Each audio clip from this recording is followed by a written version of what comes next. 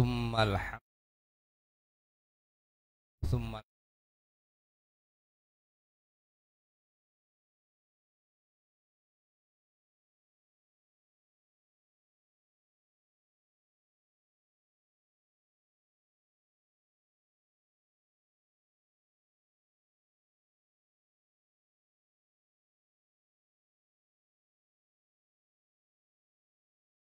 salawat.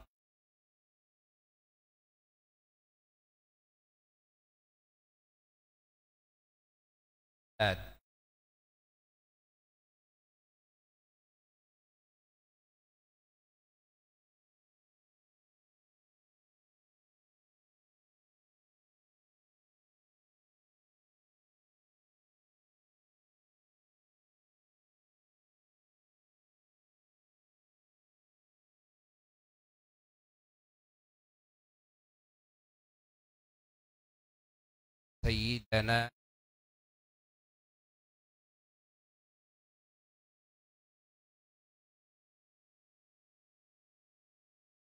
Akh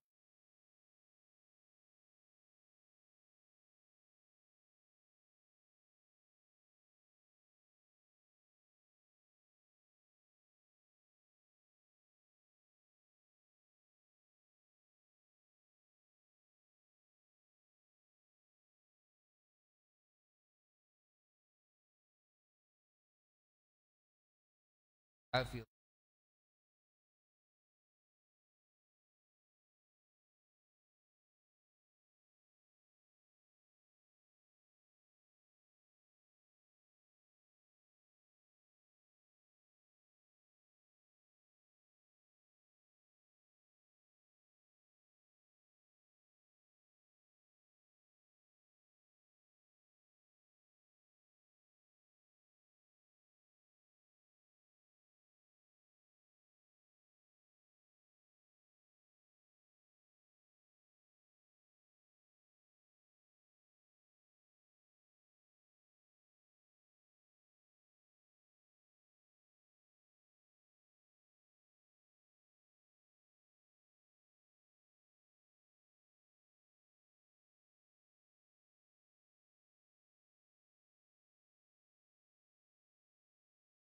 Sayyidana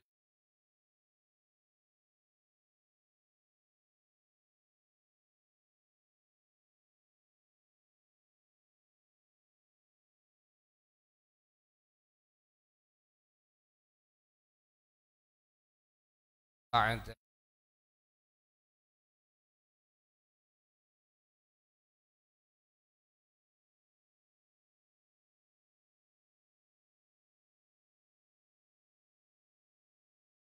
Allahumma salli wa sallim wa barik ala sayyidina al-fatihin nasiril haqqi bil haqqi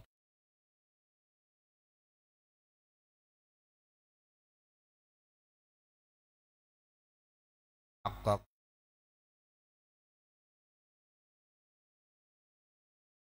La haula wa la quwwata illa aliyyil azim.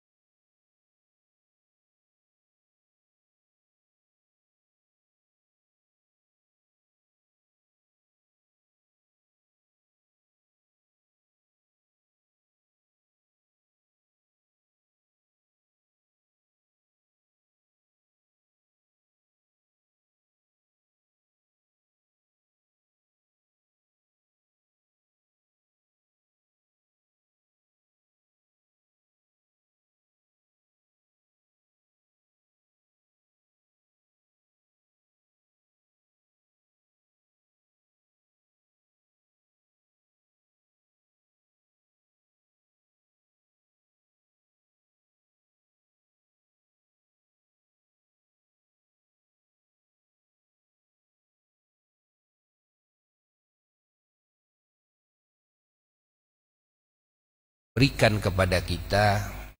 Semoga semuanya diberkahkan, semuanya dijaga oleh Allah dari segala kejelekan di dunia, di barzakh dan di akhirat kelak. Dan semuanya dijauhkan dari musibah, dari fitnah, dari wabah, terutama corona dan yang lainnya, dan juga dari segala bentuk penyakit, terutama penyakit hati, penyakit jiwa, yaitu al-akhlaq adz-dzamimah, akhlak-akhlak yang tercela, perbuatan-perbuatan yang tercela, ucapan-ucapan yang tercela, yang tidak diridhai oleh Allah, yang menyimpang dari as-siratal mustaqim, menyimpang dari ajaran Allah, menyimpang dari ajaran Sayyiduna wa Maulana Muhammad sallallahu alaihi wa alihi wasallam. Dan kita semua semoga dijaga dari godaan syaitan, dijaga dari kejelekan hawa nafsu, dijaga dari tipuan dunia yang menipu kita. Dan semoga kita semua dipanjangkan umur dengan penuh rahmat, penuh keberkahan, penuh nikmat, penuh kebahagiaan. Dan semoga Allah jadikan negara kita dan bangsa kita ini sebagai negara dan bangsa yang penuh ridha Allah, yang penuh hidayah Allah, penuh taufik Allah, penuh rahmat dan keberkahan dari Allah, penuh penjagaan, dijaga oleh Allah dari segala kerusakan, kerugian, kehinaan, dari kejahatan makhluk, kejahatan siapapun yang berniat jahat, baik bangsa Indonesia sendiri maupun bangsa-bangsa luar yang akan merusak Indonesia ini. Ya, semoga Allah Subhanahu wa taala juga menjaga semua saudara-saudara kita muslimin muslimat, mukminin mukminat dimanapun berada. Yang tidak akur semoga diakurkan oleh Allah. Ya, dikasih kedamaian oleh Allah, dikasih islah oleh Allah. Dan hati kita dan hati muslimin muslimat dan hati manusia ini semoga dipenuhi hatinya dengan rasa sayang kepada sesamanya, rasa sayang kepada sesama ciptaan Allah. Dengan keberkahan dan keagungan ilmu yang kita kaji, ya, setiap Ahad pagi awal bulan, yaitu kitab Al-Manhajus Sawi yang disusun oleh Al-Allamah Al-Arif Billah Syekhuna Al-Habib Zain bin Ibrahim bin Semit Ridhahullahu ta'ala wa mata'ana Allah bitu hayatih, sihatih, salamatih, karamatih, wa amadana bimadadih wa nafa'ana bihi wa bi'ulumih wa anwarih wa asrarih fid dunya wa fil barzah wa fil akhirah wa jama'ana bihi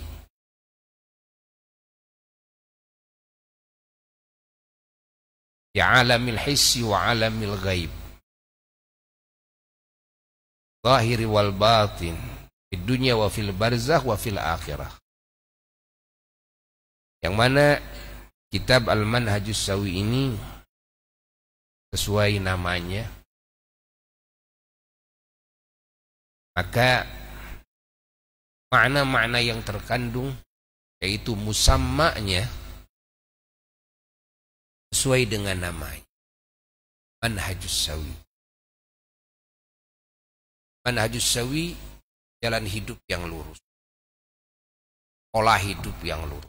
Manhajus Sawi yaitu as-siratal mustaqim, yang di dalamnya adalah kalamullah, di dalamnya kalam Sayyiduna wa Maulana Muhammad sallallahu alaihi wasallam, di dalamnya kalam para anbiya mursalin alaihimus salatu wassalam, di dalamnya kalam para ulama-ulama thiqah yang terpercaya dari para mufassirin, para muhadditsin, dan juga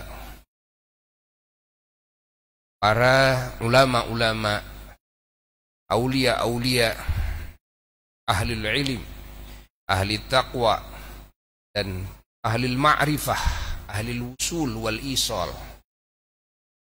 Juga kalamnya para salihin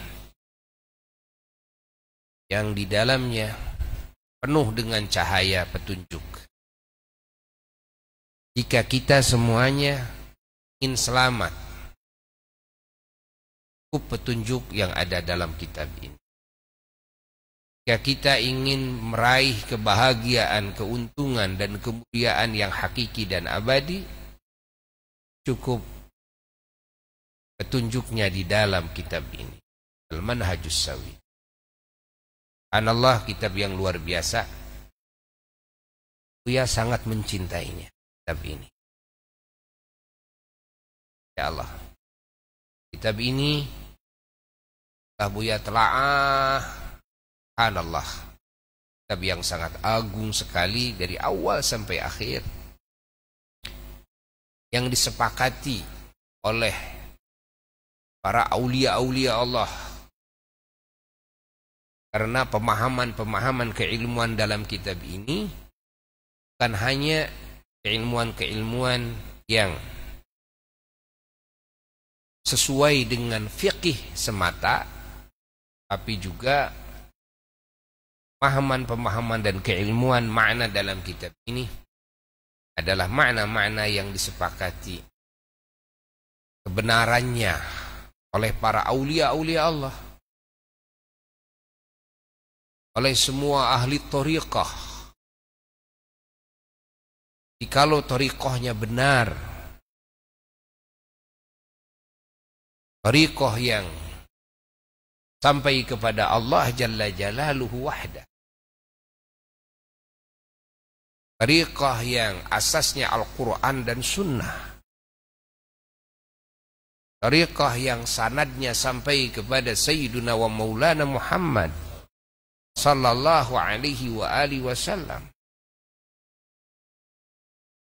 Apapun nama thariqahnya, dinisbatkan thariqahnya kepada siapa saja.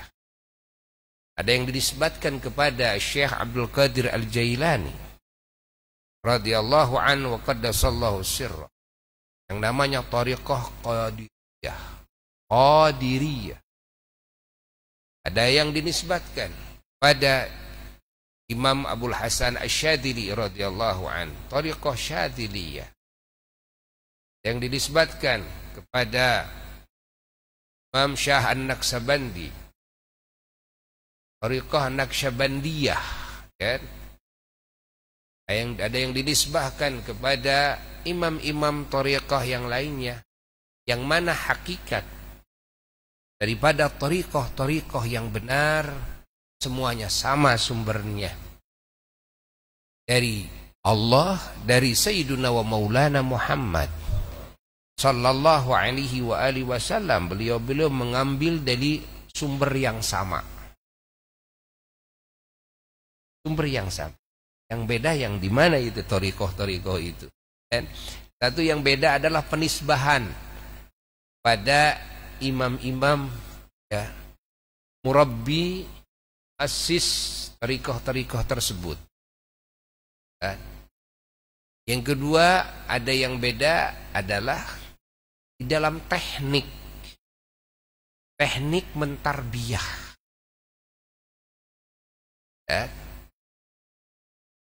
Ada sedikit ini, wali ini cara menyampaikan hati manusia kepada Allah, ya, begini nih tekniknya.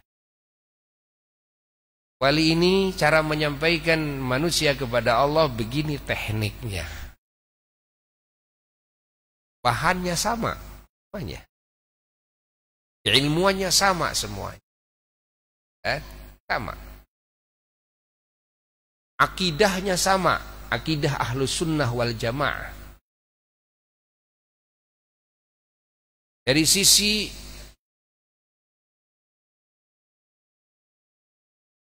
ihsan,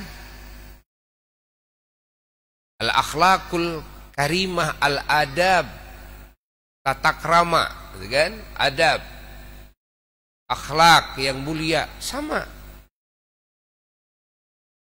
Karena semuanya berkaidah, tidak mungkin hati manusia bisa mengenal Allah kalau di dalam hatinya itu masih bersemayam sedikit saja daripada sifat yang tercela. Semua para ahli thariqah, para imam-imam thariqah, mereka adalah ahli tasawuf. Semuanya sama. Berusaha mensucikan hati manusia dari semua sifat-sifat yang tercela. Sehingga jika suci hati manusia ini, maka hati manusia ini layak jadi tempat tajallinya Allah Jalla Jalla. Layak menjadi tempat al-anwar, cahaya-cahaya ilahiyah nabawi, asrar ilahiyah nabawi. Hatinya layak untuk bisa berkomunikasi dengan Allah. Hatinya layak untuk bisa melihat kepada nur tajallinya Allah Jalla Jalla.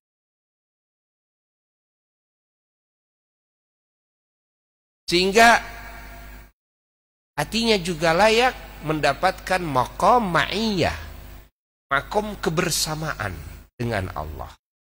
Allah bersama hatinya.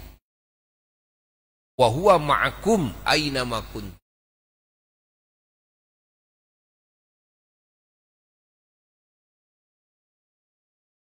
Kebersihan hati ini yang menjadi pusat perhatian semua para ahli thariqah. Setelah dibina akidah-akidahnya dengan akidah-akidah yang sahih. Akidah yang sahih adalah akidahnya para nabi, para rasul alaihimus salatu wassalam.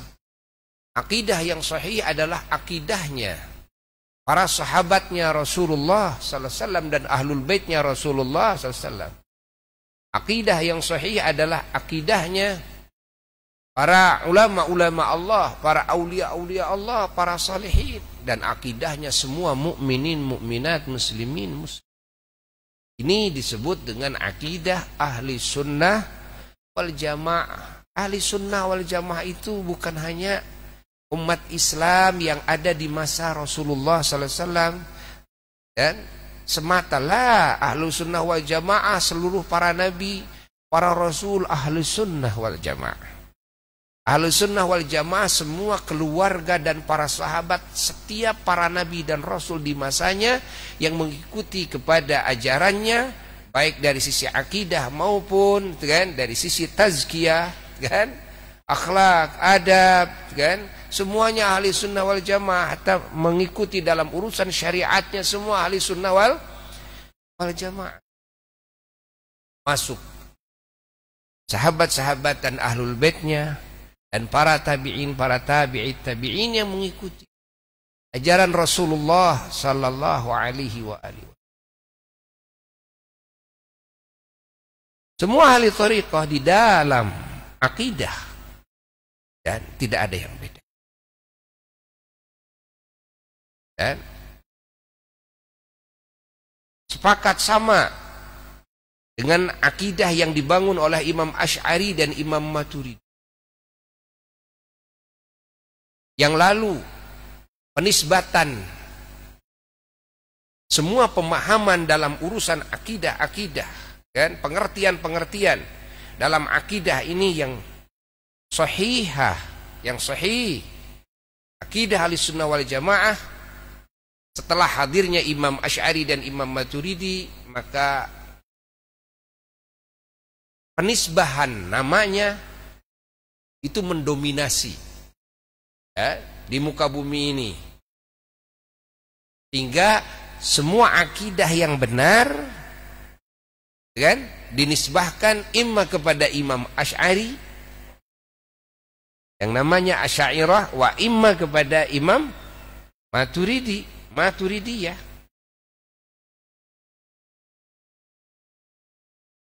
Pahami oleh kita, bukan berarti Imam Asy'ari membangun akidah baru lah. Imam Maturidi membangun akidah baru, tidak. Ya. Tapi beliau-beliau ini oleh Allah dikaruniai, subhanallah, kemampuan untuk apa? Untuk mengungkap ke publik akidah ahli sunnah wal jamaah, kan? Sebagai akidahnya para anbiya mursalin, akidahnya, kan? Para aulia, ulama, syuhada, salihin, akidahnya mukminin mukminat yang sahih.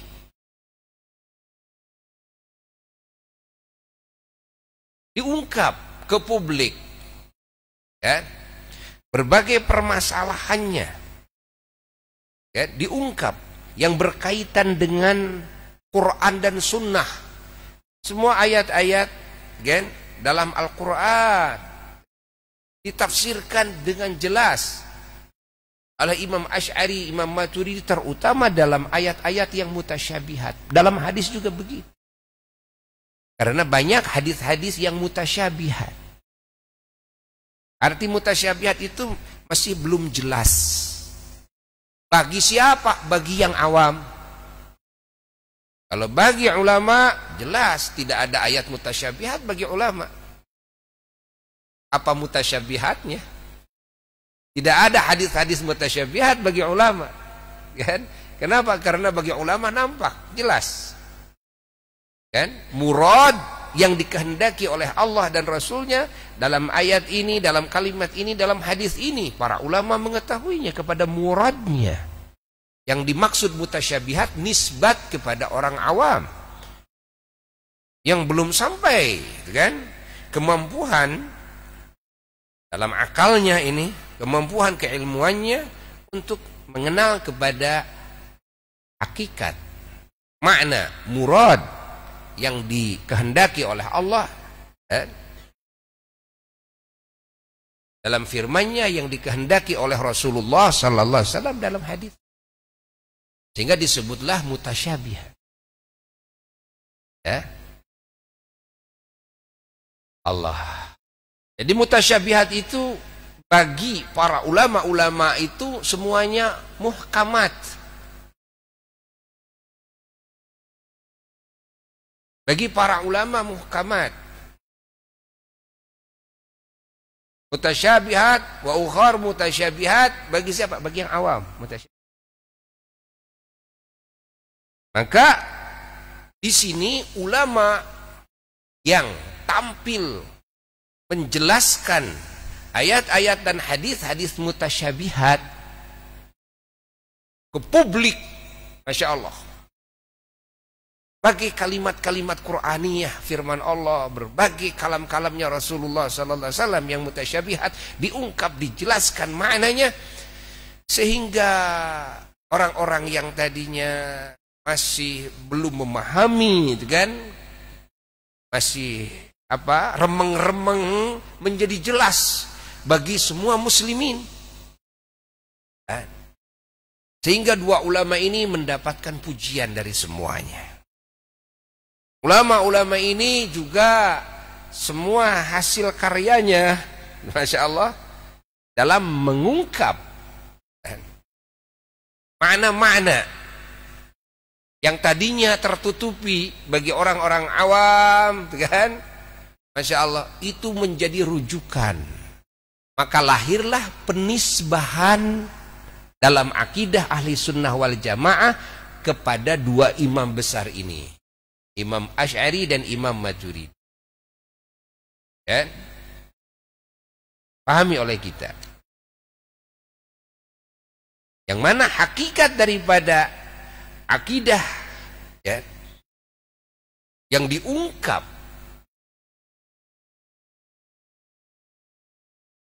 hakikatnya itu oleh Imam Asy'ari dan Imam Maturidi ke publik, Itu semuanya akidahnya Sayyiduna wa Maulana Muhammad. Itu akidahnya para anbiya, para mursalin alaihimus.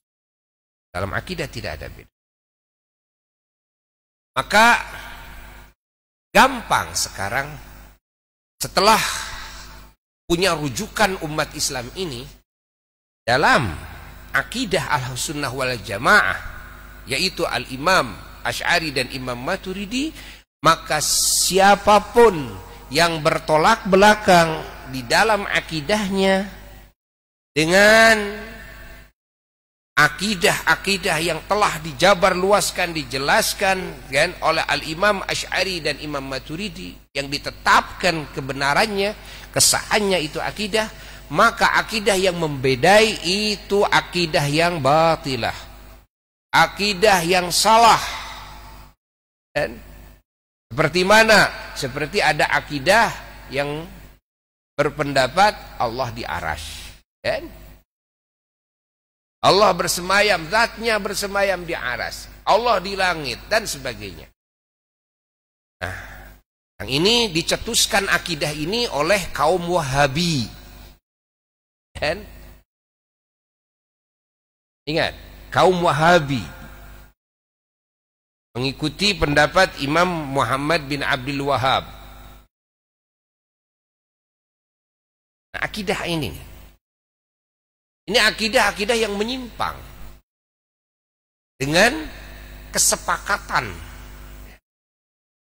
seluruh ulama muslimin ahli sunnah wal jamaah.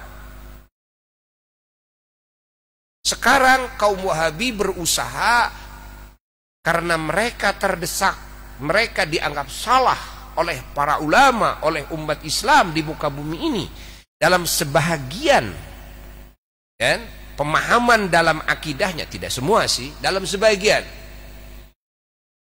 Maka mereka berusaha menganggap salah, menjatuhkan nama Imam Asy'ari dan Imam Maturidi, lalu mereka menganggap Imam Asy'ari salah. Dan mereka merasa yang benar. Ketahuilah bahayanya jika salah dalam akidah, maka hancur semua bangunan syariat Islam yang dibangun oleh dirinya. Karena akidah itu adalah asas. Masih mending orang tidak sholat, masih mending orang meninggalkan saum Ramadan, masih mending orang berzina, hatta menzinahi ibunya sendiri. Masih mending orang mabuk dan judi ketimbang orang salah di dalam akidah walaupun hanya dari satu sisi saja. Kenapa? Kan? Kenapa? Karena kalau salah akidah akan mengeluarkan diri orang yang punya akidah tersebut dari lingkungan iman, dari wilayah Islam, tanpa dia sadari. Dia masih mengaku saya sebagai muslim, saya sebagai mukmin, padahal fil haqiqah keluar daripada lingkungan iman, lingkungan Islam. Pahami oleh kita. Orang tidak melakukan perintah Allah dalam syariat Islam, tidak melakukan perintah Allah yang wajib, kan? Dilihat dulu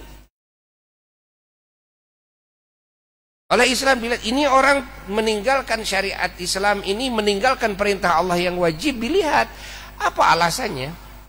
Karena tidak semua yang meninggalkan apa yang diwajibkan oleh Allah itu lalu dihukumin ini orang, kan, orang yang berdosa, tidak. Apalagi ini orang kafir, tidak. Atau meninggalkan salat fardu yang 5 waktu. Maka ulama mewanti-wanti kepada umat, dan awas ini, hati-hati, terutama yang masih belajar di dalam ilmu agama, Jangan sampai kita berani-berani berfatwa dari Quran dan hadis sementara kita masih kurang di dalam keilmuan-keilmuan yang menjadi syarat untuk bisa mengungkap makna-makna Quran, makna-makna hadis untuk bisa melahirkan hukum dari Quran dan hadis. Jangan berani-berani berfatwa dengan Quran dan hadis menurut ayat Quran, padahal hanya mengetahui terjemahannya saja. Menurut hadis Imam Bukhari, padahal hanya tahu terjemahannya. Mengetahui terjemahan itu kan masih jauh sekali untuk dijadikan referensi, untuk dijadikan hujah, ya, di dalam melahirkan hukum haram, hukum halal, hukum wajib, hukum sunnah, haram, hukum makruh, kan? Bisa, ya bisa. Di zaman kita ini banyak yang selonong boy, baru ngaji 2 tahun 3 tahun, belajar Quran dan hadis, kan, lalu menghafalnya. Kalau menurut orang awam kan hafal Quran dan hadis 100 aja sudah hebat, kan. Orang awam taunya begitu. Padahal jangankan tahu hadis 100, kan. Mengetahui hadis 1000 saja, 2000 saja, kan, 3000 saja, 100.000 saja, hanya hafal hadis saja itu tidak cukup, baru bahan mentah.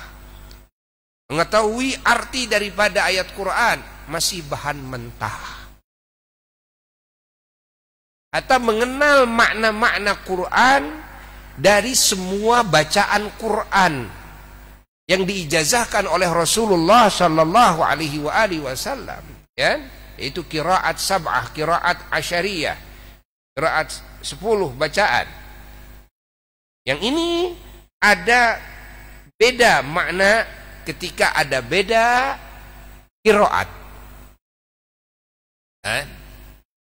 Sebagian ada kesamaan, sebagian ada perbedaan yang akan melahirkan makna yang berbeda. Nanti kalau maknanya sudah berbeda bisa melahirkan istinbat, istikhraj, melahirkan hukum dari Quran, itu juga nanti berbeda.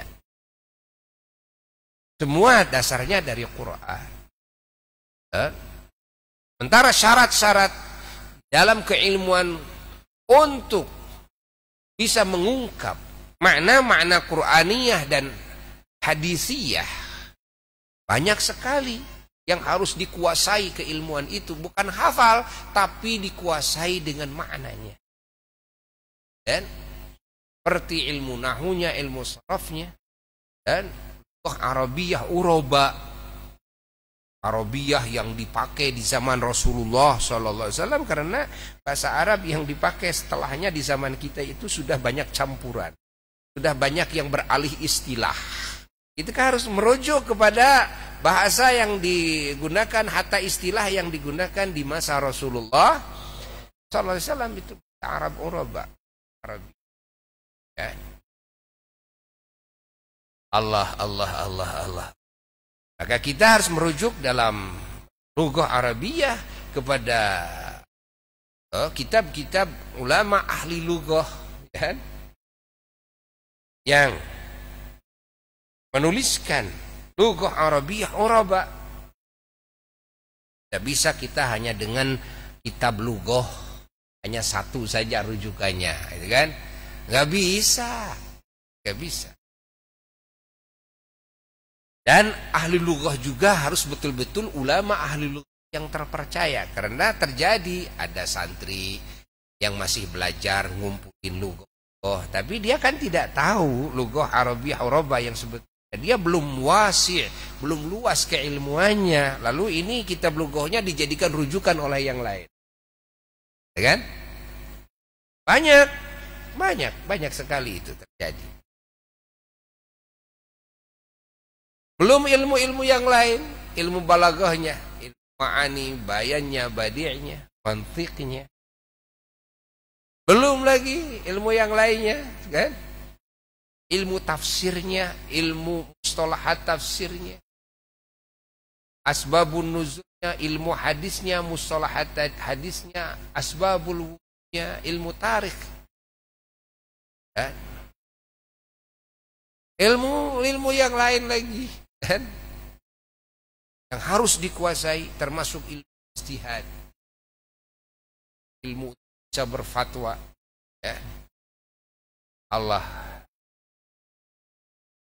banyak lagi fan keilmuan yang harus dikuasai. Amin. Dan kita kalau belajar ingin mendapatkan hidayah, petunjuk dari Allah, dan yang diharapkan petunjuk itu betul-betul hidayah, karena ada hidayah yang semu. Tidak sedikit orang berhijrah merasa mendapatkan hidayah, dia hijrahnya dibimbing oleh ustadz-ustadz yang pahamnya bukan ahli sunnah wal jamaah. Dia merasa dapat hidayah, akhirnya dia mengkafir-kafirkan leluhurnya sendiri, mengkafir-kafirkan ulama, memusyrik-musyrikkan ulama, para salihin, para aulia, membid'ah-bid'ahkan amalan muslimin. Umat Islam dianggap ahlul bid'ah, ahli dhalalah, finnar, semua di neraka, ahli sesat. Gara-gara apa? Gara-gara maulid. Karena maulid dianggap bid'ah, itu kan. Peringatan Isra Mi'raj dianggap bid'ah, tahlilan, ya. Bagi yang sudah meninggal dunia itu kan dianggap bid'ah. Menghadiahkan pahala amal kepada ahli kubur dianggap bid'ah, itu kan. Dan mereka menganggap bahwa setiap bid'ah itu sesat, dan mereka menganggap setiap sesat itu di neraka. Jadi pada akhirnya mereka menganggap yang beda dengan mereka semua ahli apa? Ahli neraka semuanya. Innalillah. Mereka menganggap saya ahli surga, kami dan kelompok kami semua yang sama dengan kami ini ahli surga, ahlul haq, ahlul hidayah. Ini namanya hidayah semu, ya kan? Ini terjadi hidayah semu ini. Jika kita ingin mendapatkan hidayah, ya kan? Yang benar-benar hidayah, bukan semu, ya, maka kita harus mengaji kepada para ulama ahli sunnah wal jamaah. Maka sering Buya jelaskan selamatnya umat, kan? Ingat, benarnya umat pahami oleh kita harus diawali dengan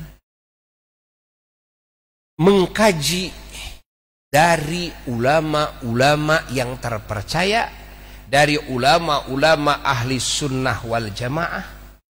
Harus mengaji ke sana. Itu awal mula manusia akan selamat.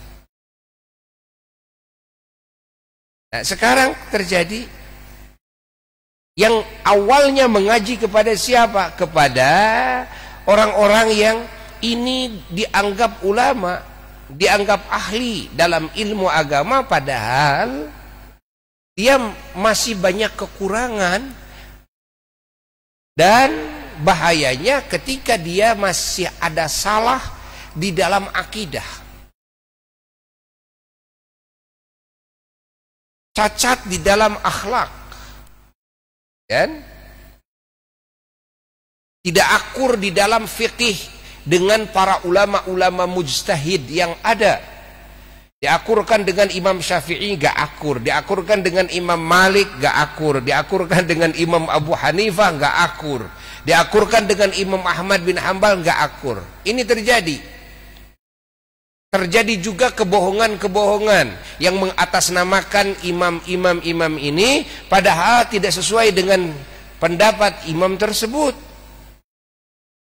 Ada yang seolah merujuk kepada Imam Ahmad, Imam Hambali, tapi di sebagian ketentuan hukum dia bertolak belakang dengan Imam Hambali itu sendiri. Dalam pemahaman lain dia bertolak belakang dengan Imam Ahmad. Tapi kan, dalam sebagian ketentuan hukum dia merujuk kepada Imam Ahmad. Begitu diakurkan dengan Imam Ahmad, bertolak belakang. Oke, kita akurkan dengan Imam Syafi'i, nggak ada. Akurkan dengan Imam Abu Hanifah, nggak cocok. Akurkan dengan Imam Malik, sama bentrok. Mana ini? Ini fikih nyeleneh namanya. Ya kan? Ijtihad yang nyeleneh ini. Bukan ahli ijtihad, berijtihad sendiri.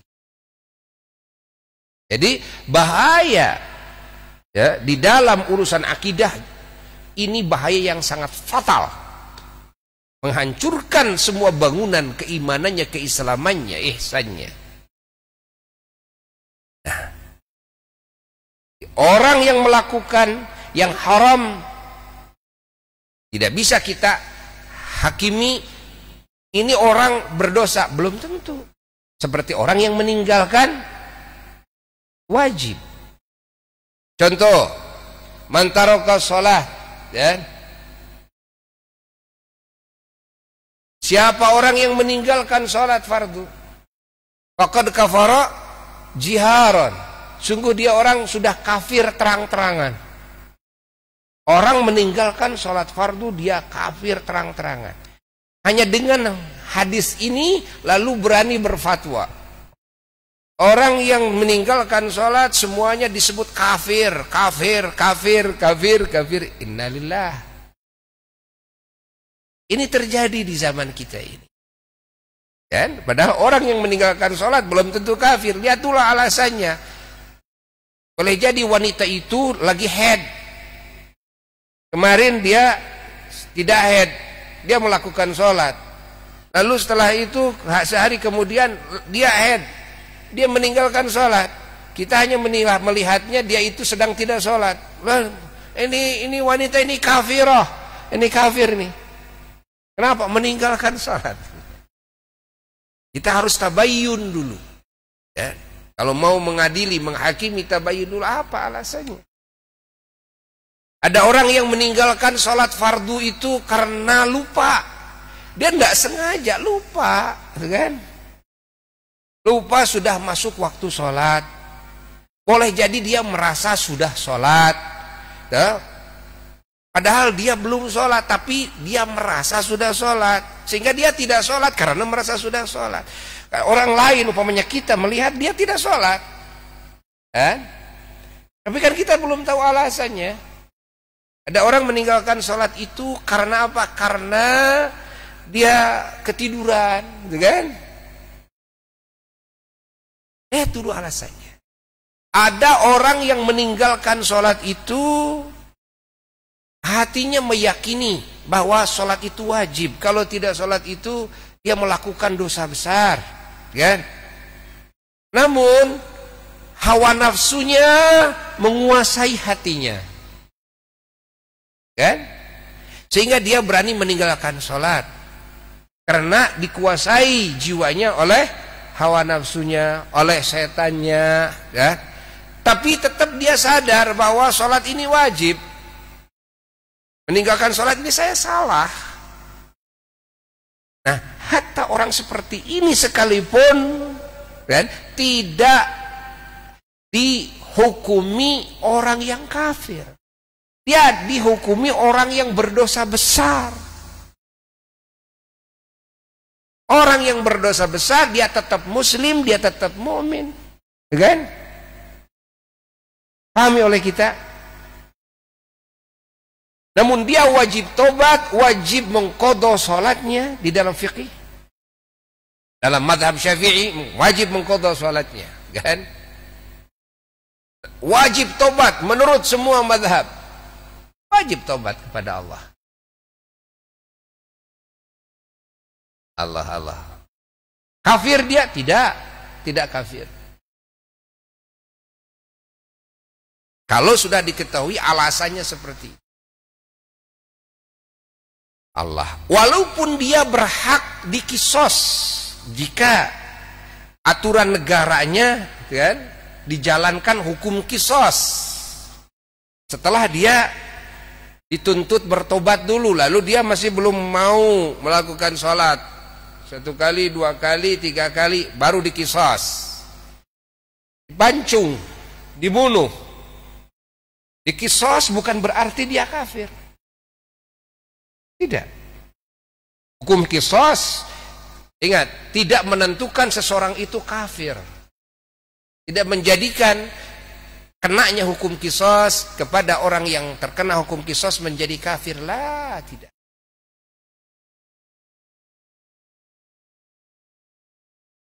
Pahami? Karena pada awalnya juga orang meninggalkan sholat fardu dengan tetap beriktikad bahwa sholat fardu itu wajib, meninggalkannya itu dosa, tapi tidak melakukannya karena dia dikuasai oleh hawa nafsunya, oleh setannya, maka dia tidak kafir. Namun dia melakukan dosa besar, wajib tobat, berhadapan dengan siksa Allah jika Allah tidak mengampuni. Kalau Allah mengampuninya, selain daripada musyrik, ingat, selain daripada musyrik, selain daripada kufur, masih mungkin mendapatkan ampunan Allah. Innallaha la yaghfiru ayyushraka bihi wa yaghfiru ma duna dzalika liman yasha. Masih mungkin mendapatkan ampunan Allah jika Allah Ta'ala menghendaki. Walaupun dia matinya tidak pernah melakukan sholat di waktu hidupnya, tidak pernah melakukan saum di waktu hidupnya, tidak pernah berzakat di waktu hidupnya, bahkan waktu hidupnya penuh dengan maksiat-maksiat lain, minum arak, judi, lacur, maling, membunuh dan sebagainya. Masih mungkinkah orang ini mendapatkan ampunan Allah? Mungkin. Masih mungkinkah orang ini mendapatkan syafaat dari Rasulullah SAW? Mungkin. Atau dari para nabi, para rasul, para ulama, para syuhada? Mungkin. Kan? Artinya selamat dia mungkin. Sehingga kita tidak bisa menghukumi ini orang ahli neraka. Tidak bisa. Dari mana kamu tahu begitu? Kan? Orang ini walaupun berdosa tapi tidak keluar daripada wilayah imannya, dia masih mukmin kok, dia masih muslim kok, masih muslim, walaupun tidak pernah sholat seumur hidupnya, kan? Pahami oleh kita. Ini kalau jelas-jelas loh, meninggalkannya alasannya seperti itu. Yang menjadi kafir itu jika mengingkari kepada Allah, mengingkari kepada Rasulullah SAW, mengingkari kepada Quran, mengingkari kepada hukum-hukum Quraniyah, hukum-hukum hadithiyah, ya kan? Yang sudah diijma'kan. Diijma'kan wajibnya, diijma'kan sunnahnya, diijma'kan haramnya, diijma'kan makruhnya, kan? Ini sudah diijma'kan jaiznya. Jangankan yang wajib, yang sunnah juga kalau sudah diijma'kan lalu ditentang. Saya mengingkari kesunnahan amalan ini, padahal sunnahnya sudah diijma'kan, itu bisa murtad. Kan? Kalau masih ada ikhtilaf, kan? Maka mengingkari perkara yang diikhtilafkan di antara ulama mujtahid, walaupun itu hukumnya wajib, tapi wajibnya diikhtilafkan, menurut sebagian mujtahid tidak wajib, atau haram menurut sebagian mujtahid, tapi menurut mujtahid lain tidak haram. Lalu mengingkari kepada hukum wajibnya, mengingkari kepada hukum haramnya, kepada hukum sunnahnya, kepada hukum makruhnya, kepada hukum jaiznya, selama itu diikhtilafkan di antara para ulama mujtahid, ingat, yang terpercaya, maka tidak masuk kepada murtad. Pahami oleh kita, tidak masuk kepada murtad. Allah, Allah, Allah. Maka Buya selalu kepada umat Islam mengingatkan hati-hati dengan pemahaman pemikiran Wahabi yang sekarang sudah masuk ke Indonesia dan masuk ke negara-negara di Timur Tengah. Ingat, rusaknya tatanan kehidupan umat Islam itu diantaranya adalah dengan pemikiran-pemikiran kaum Wahabi, itu diantaranya. Karena apa? Karena mereka punya pemikiran-pemikiran yang menyimpang dari sisi akidah, walaupun dalam sebagiannya, lalu menyimpang dari sisi fikih. Ingat, dari sisi apa? Fikih. Dan walaupun sebagiannya, artinya dalam sebagian qadiyah, ketentuan hukum fikihnya itu tidak masuk ke semua mazhab yang ada. Itu kan? Kalau fikih, ya tidak begitu riskan. Artinya tidak begitu riskan, walaupun itu bahaya, karena bisa tetap, ya, bisa jadi dosa, bisa jadi dosa besar, gitu kan? Tapi tidak menghancurkan seluruh bangunan keimanannya, keislamannya. Tapi kalau sudah salah dalam akidah, walaupun hanya satu saja salah, ini bahaya. Semua bangunan Islamnya hancur lebur. Semua ahli thariqah, ingat, dan semua ahli tasawuf, mereka adalah orang-orang yang dalam sisi akidahnya lolos sensor. Ingat, dalam sisi fikihnya lolos sensor. Lalu mereka sampai kepada martabat yang tertinggi, adalah martabat ihsan. Martabat apa? Martabat kesucian jiwa dari semua sifat-sifat yang tercela. Akidah sudah tidak dibahas lagi karena sudah lolos sensor. Urusan fikihnya sudah tidak dibahas lagi karena sudah lolos sensor. Mengetahui hukum, ya? Mengikuti kepada syariat dengan benar. Nah, apa itu thariqah, apa itu tasawuf? Adalah pencapaian kepada martabat yang tertinggi.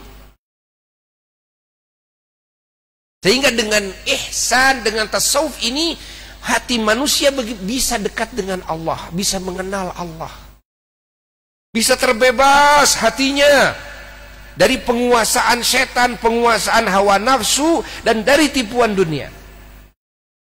Yang disebut dengan qalbun salim, hati yang selamat. Ya. Selamat dari apa?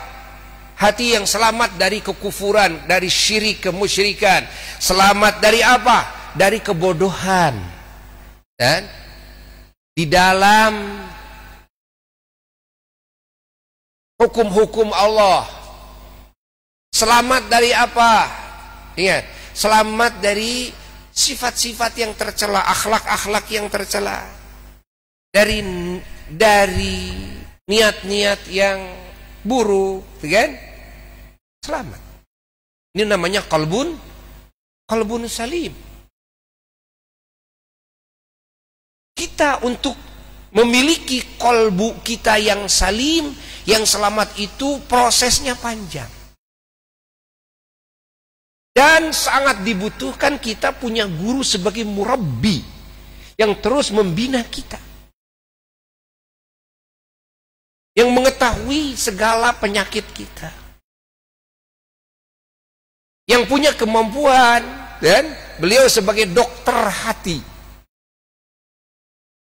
dokter bagi hati kita, yang bisa mengobati, tahu cara pengobatannya, dengan cara apa, dari sisi mana, kan? Supaya hati kita ini bisa salim, bisa selamat, bisa sehat hati kita ini, ya? Sehingga hati bisa bercahaya, sehingga hati ini bisa layak untuk menerima asrar ilahiyah, ya? Anwar ilahiyah, nabawiyah. Pahami oleh kita semua. Maka semua ahli thariqah, beliau-beliau ini adalah orang-orang yang peringkatnya di atas. Di atas. Ahli tasawuf ini orang-orang yang peringkatnya teratas. Udah gak usah dibicarakan lagi akidahnya, itu sudah lolos sensor. Udah nggak usah dibicarakan bagaimana fikihnya, udah lolos sensor. Maka orang-orang yang mau masuk kepada ilmu thariqah dan ilmu tasawuf itu disyaratkan harus benar dulu di dalam akidahnya, menguasai ilmu akidah, mempraktekkan akidah tersebut, harus menguasai dulu hukum-hukum fikih, mana yang wajib dalam kehidupan kita ini, mana yang sunnah, mana yang haram, mana yang makruh, mana yang jaiz, lalu mengikuti hukum-hukum Allah dengan benar, dohirnya dan batinnya, dohirnya dan maknanya. Pahami, karena perintah Allah ini, larangan Allah ini, hukum Allah ini ditujukan kepada hati kita manusia. Maka alam hati ini harus taat kepada Allah, alam hati ini harus tunduk kepada Allah dan Rasulnya. Alam hati ini harus mengikuti kepada ajaran Allah dan Rasulnya. Alam hati ini gak boleh berdosa hati ini. Ya. Dan juga ini hukum Allah ditujukan kepada jasad kita. Ada perintah ke mata, ada larangan. Ada perintah ke telinga, ada larangan, gitu kan? Ada perintah ke mulut, ada larangan. Ada perintah ke tangan, ada larangan. Ada perintah ke perut, ada larangan. Ada perintah ke farji kita, ada larangan. Ada perintah ke kaki kita, ada larangan, gitu kan? Kami semua zahir kita ini terkena perintahan dan terkena larangan, terkena taklif. Sehingga ketaatan ini tidak bisa hanya dohirnya saja, hanya rupanya saja, tapi juga harus dengan hatinya. Dan tidak bisa hanya hatinya saja, juga harus dengan dohirnya. Pahami oleh kita. Jangan sampai punya pendapat, yang penting hati kita bersih, walaupun nggak sholat. Kan? Yang penting hati kita nggak pernah kan merasa ujub, takabur, riya dan sebagainya, sombong dan sebagainya kepada sesama, suudzon, tuh. Walaupun meninggalkan saum Ramadan, kan? Walaupun tidak mengeluarkan zakat umpamanya, lah tidak. Perintah Allah, aturan Allah itu lengkap. Karena aturan Allah diturunkan untuk keselamatan jasmani dan ruhaninya, zahir dan batinnya. Maka batinnya diatur oleh Allah dengan aturannya, zahirnya juga diatur oleh Allah dengan aturannya. Dan zahir batin manusia akan mendapatkan balasannya, baik nikmat maupun siksa. Zahir dan batinnya, jasad dan rohnya. Jangan dianggap manusia sudah mati, badannya sudah hancur, tidak akan mendapatkan nikmat wala siksaan. Lah, tidak. Walaupun hancur berserakan di mana-mana, jasadnya dikasih rasa oleh Allah, kan? Rasa mendapatkan nikmat dan rasa mendapatkan siksa.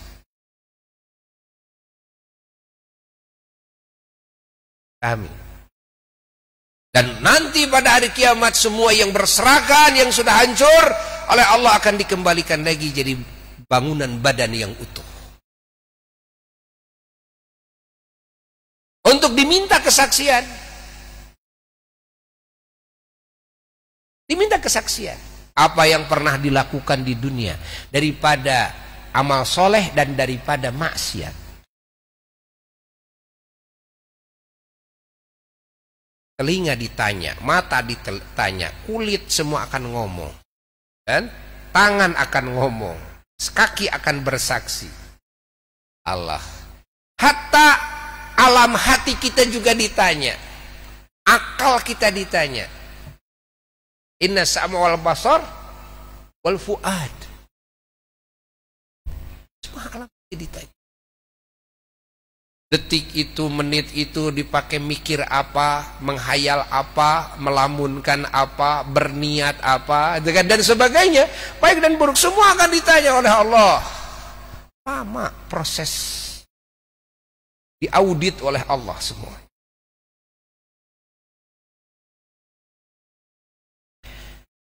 Allah, semoga kita mendapatkan ampunan Allah semua. Nah, terjadi di zaman kita ini penyimpangan-penyimpangan. Ingat, dari sebahagian yang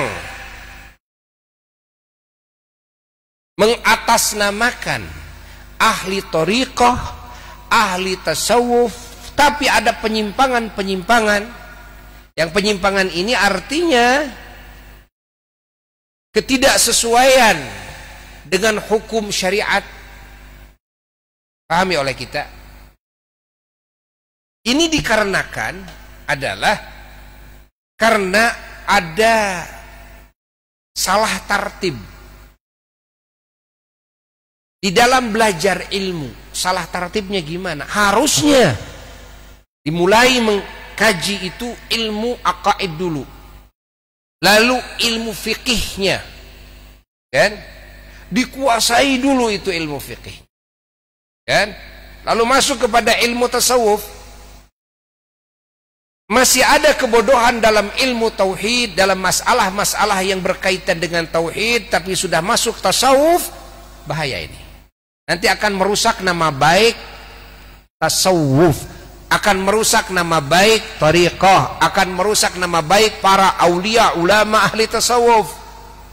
Sehingga terjadi sekarang, kan, cemoohan dari sebagian orang-orang yang mereka anti kepada tasawuf, yang mereka mengingkari kepada thariqah, lalu mereka melihat ada penyimpangan di sebahagian, kan, orang yang ikut dalam thariqah atau belajar dalam tasawuf karena kebodohannya lalu dicemoohkan.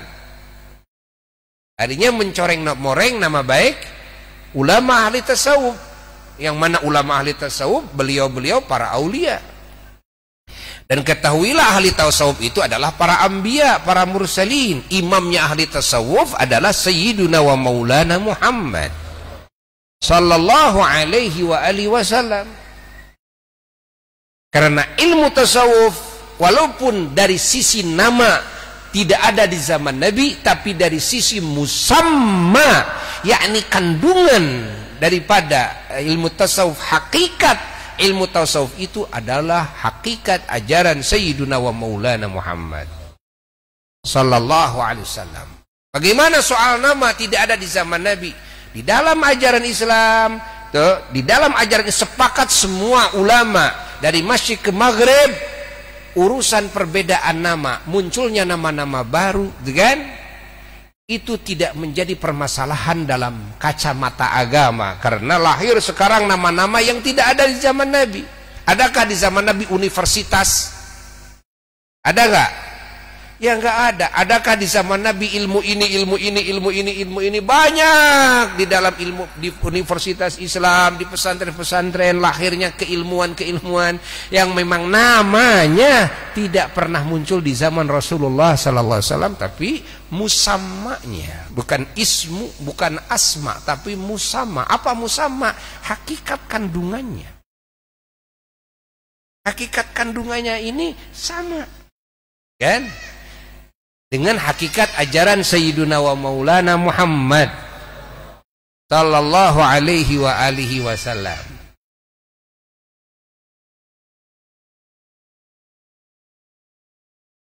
Allah.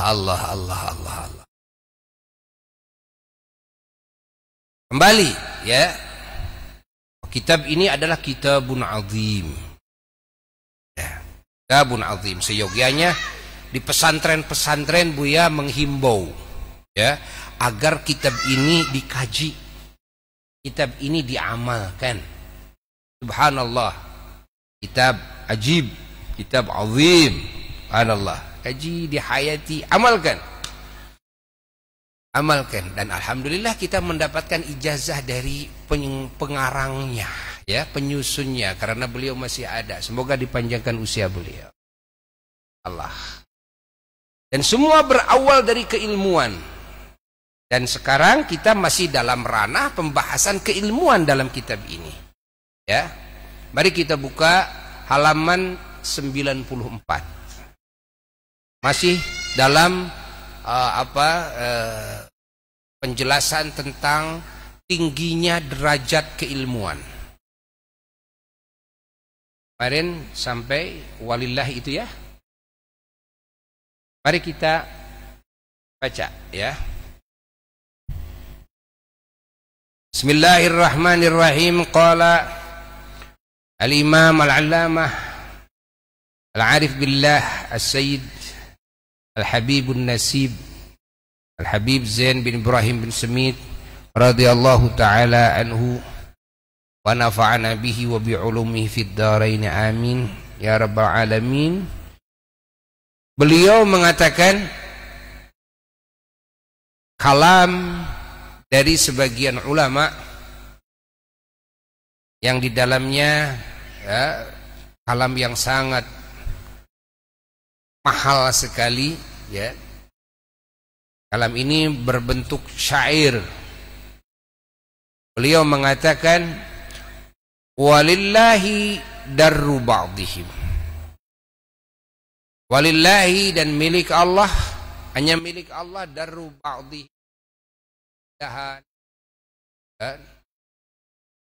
dan kalam bahagian ulama, haitsu yaqul, kiranya beliau berkata fi madhil ilmi, di dalam ilmu, dzammil jahli, dan di dalam mencaci. Beliau berkata, ini ulama syair ini yang mensyairkan ini,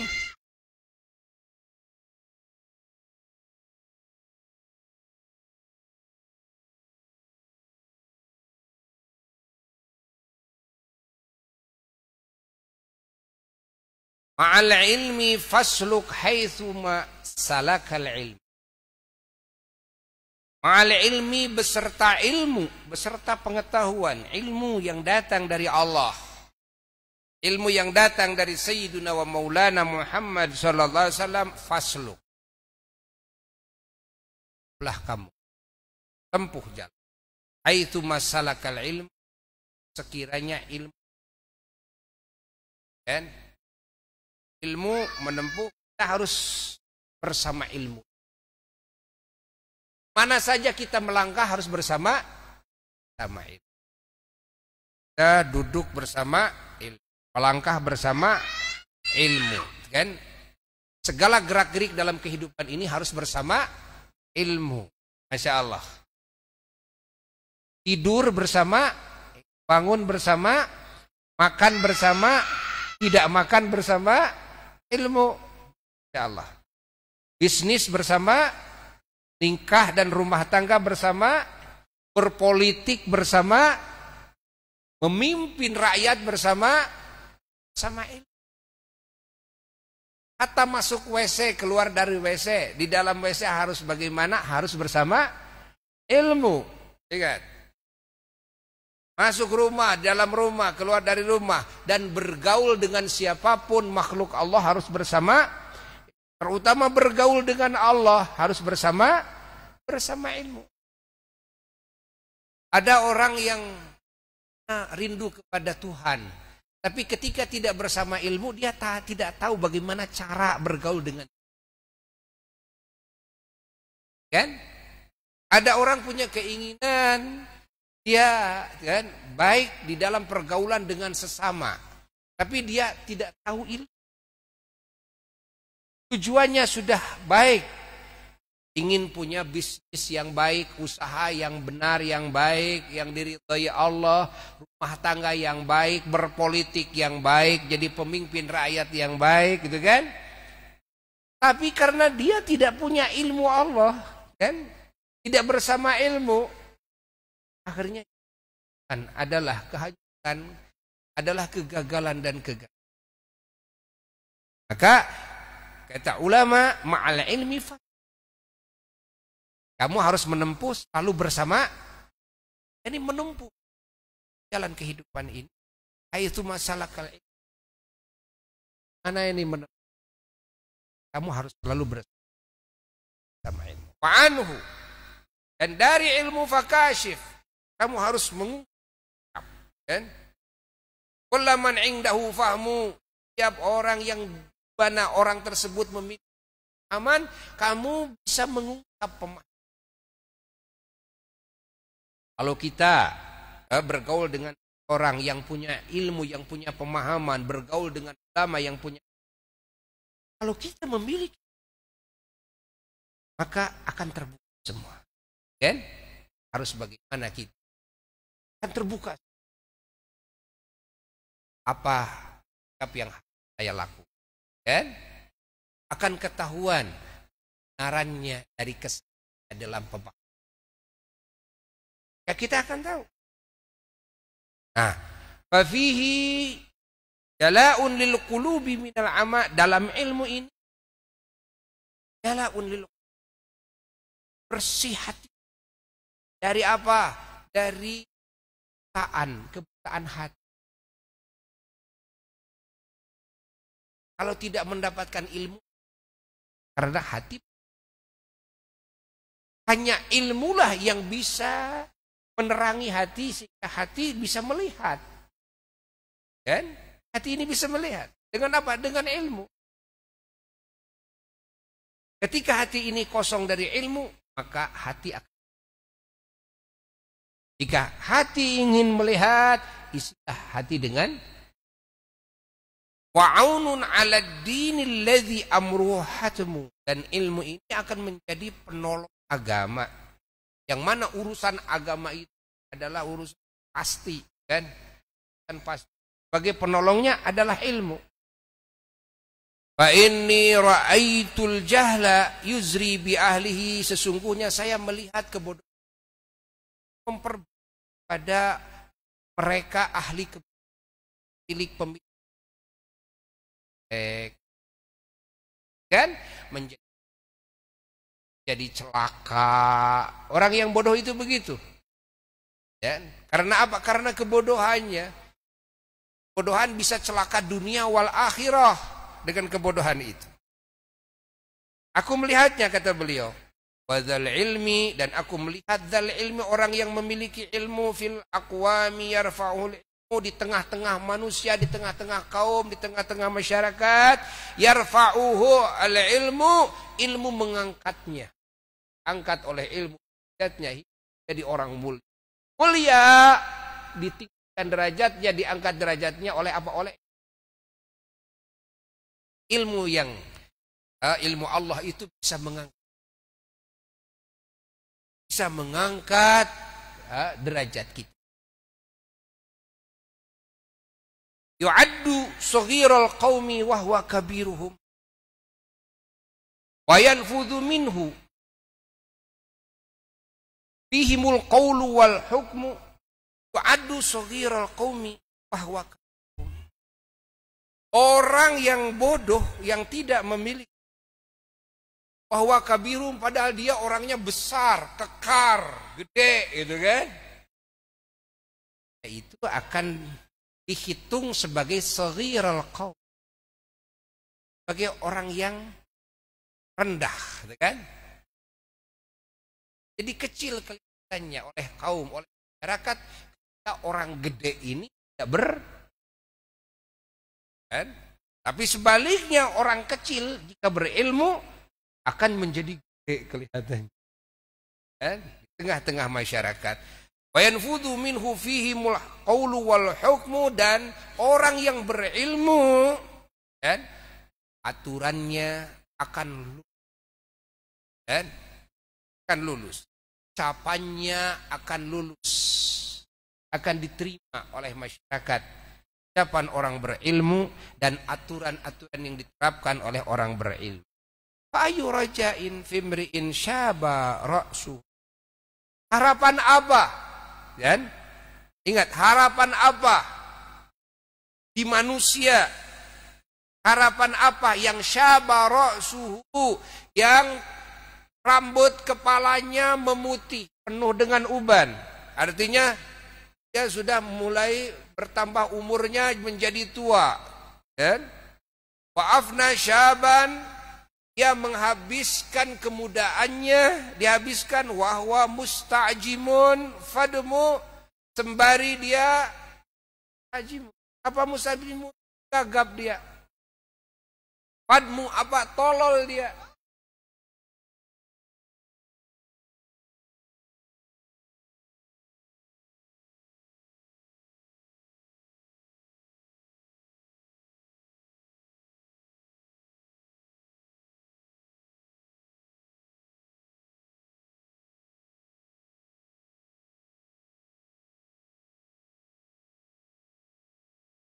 Coba, harapan apa kita? Dari kecil nggak mau mesantren, kan? Sementara usia keemasan, di mana hati, di mana akal, manusia bisa menguasai ilmu, memahami keilmuan ini di masa kecilnya dan di masa kemudaannya. Karena di masa ketuaannya di atas 20 tahun itu sudah mulai ini banyak apa? Kotoran-kotoran di dalam akal, kotoran-kotoran di dalam hati, kan? Dan juga banyak yang meletihkan jasad, kan? Mengganggu kegiatan-kegiatan kita, pemikiran-pemikiran kita, akhirnya bercampur dan itu dan ini. Ketika kita mau mengkaji ilmu, ya, maka ilmu ini sulit bisa nempel di dalam. Itu dari umur 20 tahun ke atas. Di mana kan keemasan ilmu itu? Dari mulai kecil. Dari mulai kecil sampai kira-kira usia lah 17, 18 sampai 20. Makanya Buya menyarankan, mengajak kepada semua umat Islam agar memesantrenkan anak-anak kita. Dari kecil. Buya di sini terima anak-anak dari setelah keluar SD. Usahakan yang dimasukkan ke pondok Asyifa ini anak-anak yang keluar SD. Ya. Jangan yang sudah SMP. Usaha SMP sudah mulai banyak karat itu.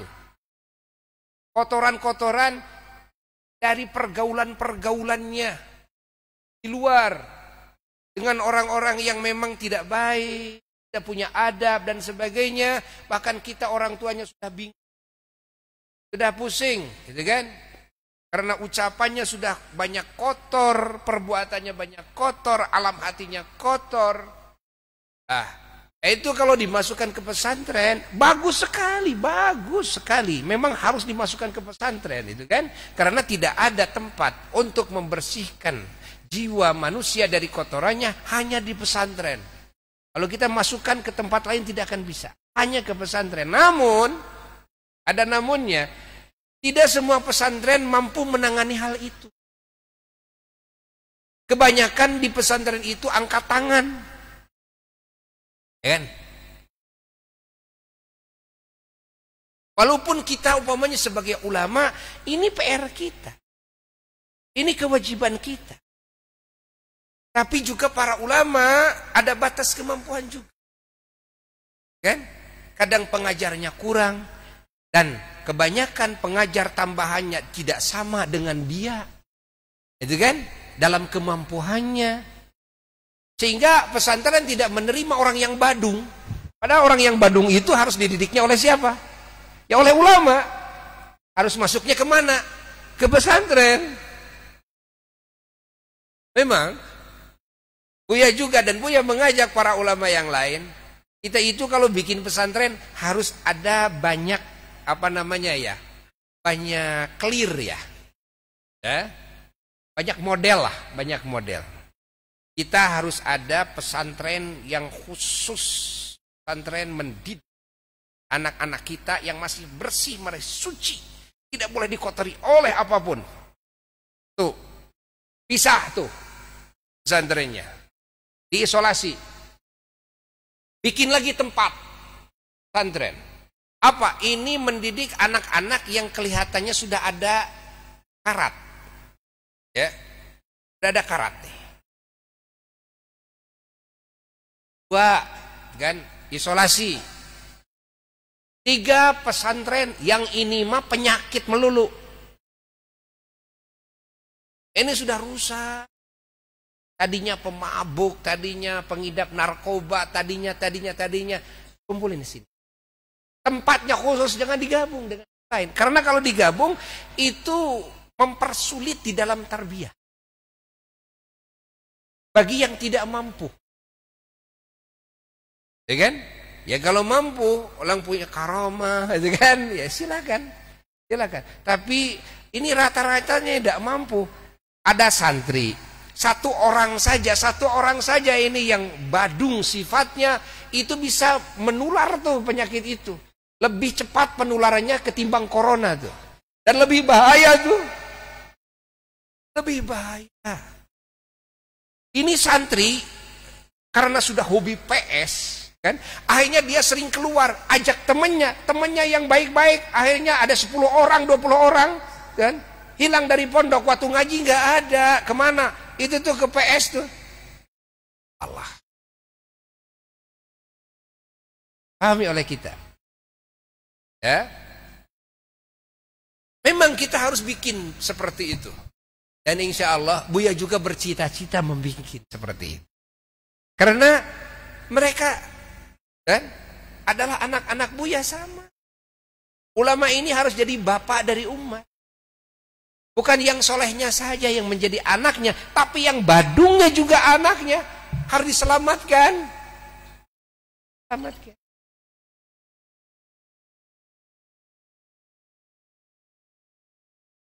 Semua harus diselamatkan. Allah. Namun untuk saat ini, dan Buya juga melihat ya sahabat-sahabat dari para ulama-ulama Allah, masya Allah, ya sama. Semuanya sama. Artinya kita masih belum mampu mengurus orang-orang yang memang sudah rusak. Makanya usahakan masukkan anak kita keluar SD. Keilmuan yang kalau kita mau tahu yang harus dikuasai untuk menjadi ulama Allah itu butuh tahunnya berapa tahun? Butuh sampai kira-kira 15 tahun. Kalau dulu ulama-ulama kita dulu, leluhur kita pesantrennya sampai 35 tahun. Kakek dulu sampai 35, ayah dulu puluhan tahun pesantrennya.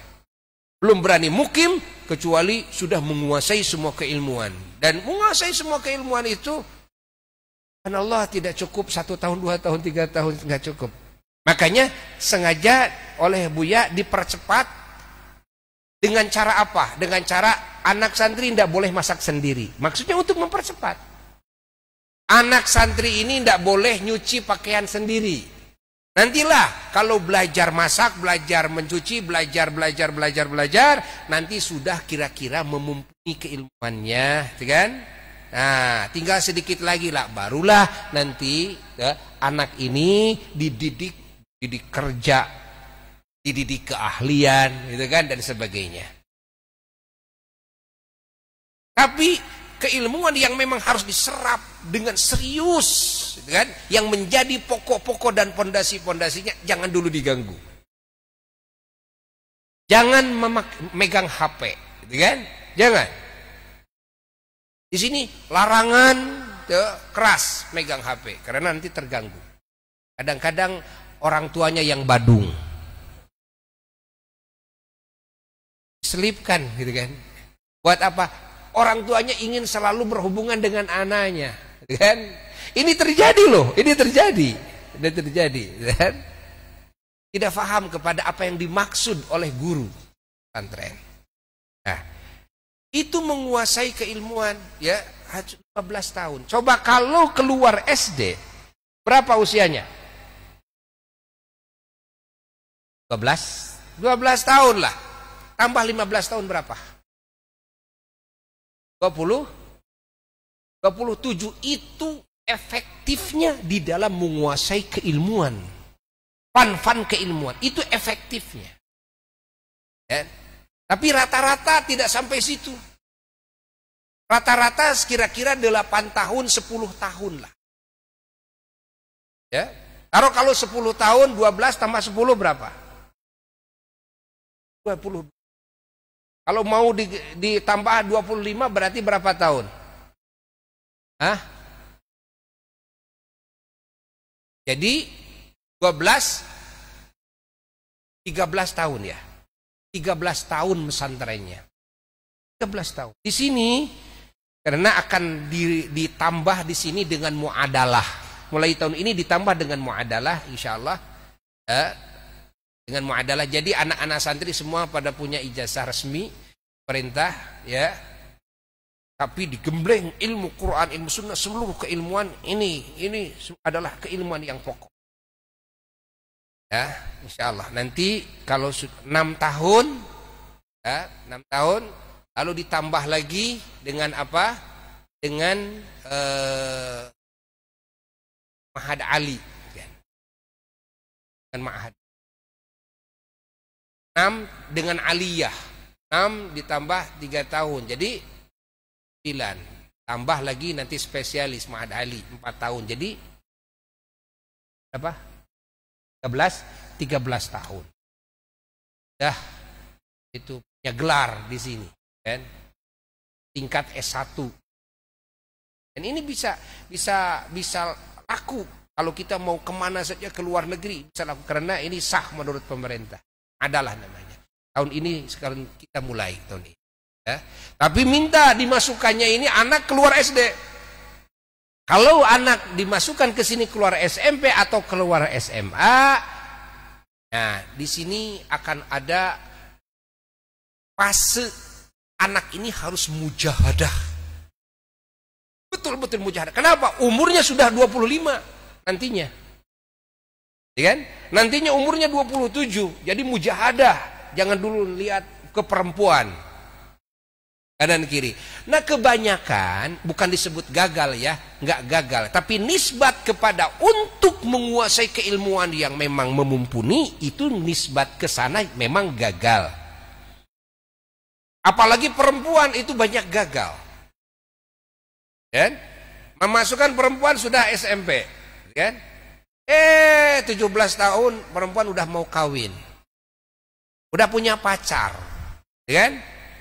Itu perempuan itu lebih hawara cek orang Sunda mah.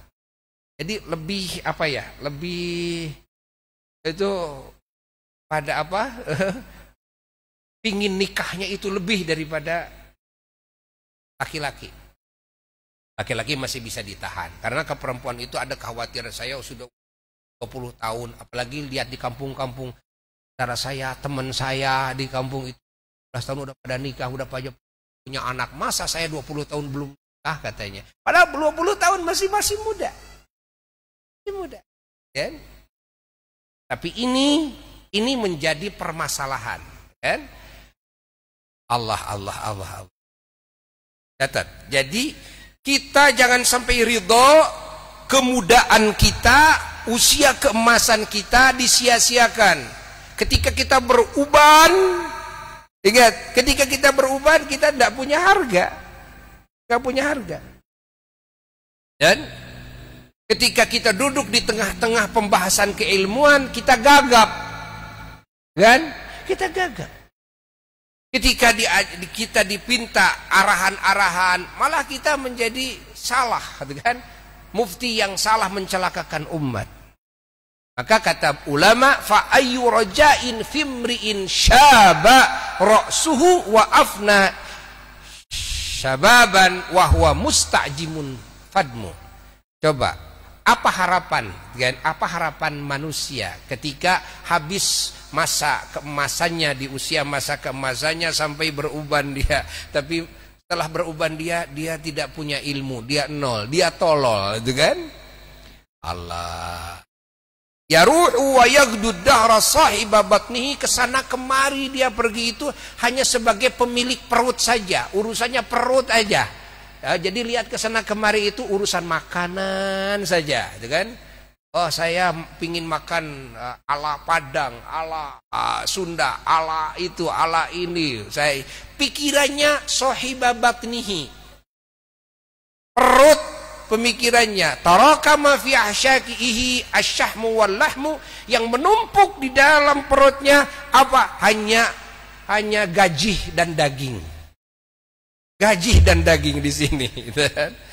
Idza su'ilal mahrumu an hali amrihi, ini orang yang kerodong sarung, yang mahrum ini jika ditanya tentang keadaan urusannya, badat ruhadaul iyyi, maka akan nampak apa? Keringat dingin itu kan.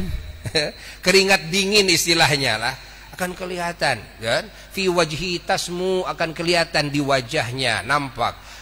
Fahal absarat ainaka akbaha mandaran, apakah kamu pernah melihat dua matamu kepada pemandangan yang terburuk minasyakhsi, dari seseorang la ilma ladaihi wala ilmu, yang tidak memiliki ilmu, yang tidak memiliki sifat hilim, sifat bijaksana, itu kan? Coba pemandangan dalam kehidupan manusia yang terburuk seperti apa, itu kan? Fakhalid ruwatal ilmi, maka kamu harus terus bergaul dengan para perawi-perawi ilmu, washab khiyarahum, dan kamu harus terus menemani mereka ahli-ahli kemuliaan daripada ahli ilmu.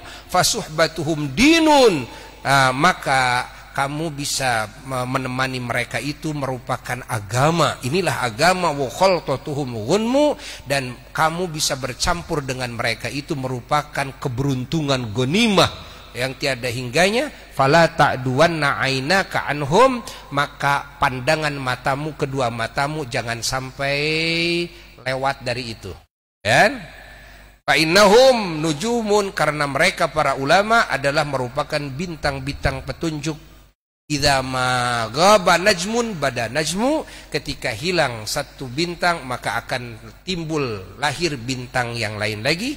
Fa wallahi laulallahu mattadhal huda, demi Allah jika tidak ada Allah maka tidak akan jelas petunjuk. Wa malaha min ghaibis sama'i lana najmu, dan tidak akan nampak juga dari gaibnya langit apa? Bintang, tidak akan nampak bagi kita semuanya. Maka kita bersyukur kepada Allah, semoga anak-anak kita di sini dan di semua pesantren yang dididik oleh para ulama di muka bumi ini, semoga menjadi ahli hidayah, penerang umat semuanya. Para ulamanya dipanjangkan umurnya, dijaga dari segala kejelekannya, dan semoga Allah menjauhkan fitnah dari para ulama, menjauhkan musibah dari para ulama, dan semua para santri-santrinya, para pendukung-pendukungnya, para pecinta-pecintanya. Dan ya, menghaturkan terima kasih kepada kru TV Nabawi TV ya, yang sudi meliput acara yang mulia ini. Semoga menjadi wasilah menyebarnya hidayah dan rahmat keberkahan bagi umat semuanya, dan juga kita semua mendapatkan pahala yang melimpah dari Allah. Dan majelis ini semoga menjadi sebab diampuni semua dosa kita, ditutupi semua aib kita, ditinggikan derajat kita, dan dikabulkan seluruh hajat-hajat kita yang baik di sisi Allah bagi urusan kemaslahatan dunia kita, agama kita, dan akhirat kita. Sekian dari Abuya, mohon maaf dari segala kekurangan. Wassalamualaikum warahmatullahi wabarakatuh. Adzan.